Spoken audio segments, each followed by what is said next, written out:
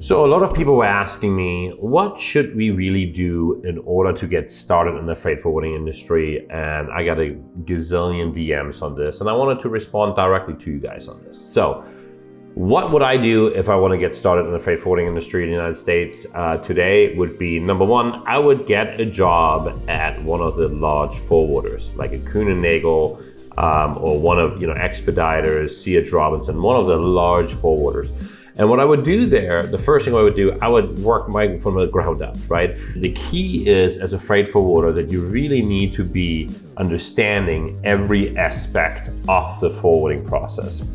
And it's really hard to really get started in the freight forwarding industry without not knowing all the pieces. So number one is, for me, I would first try to get a job in the documentation department to understand bill of ladings and documents really well. Number two, I would then try to get a job or in a department. And many times you can do this in big forwarders. You can do all this in one company, right?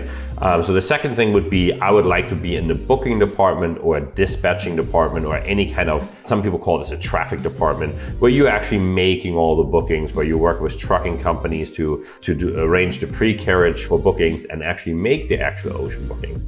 And then as a third step, I always suggest that you go into the sales role. I can't stress this more, how important it is to to run your own business when you're actually running a very strong sales background, rather.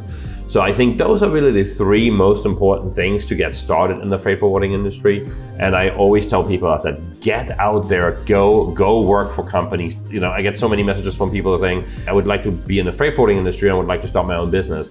Nobody starts off with their own business. I've done it myself. I worked with very, very large companies in the beginning of my career before I started my own business.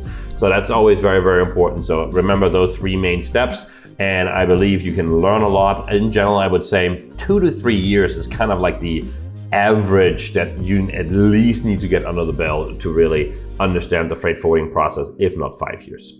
Thank you.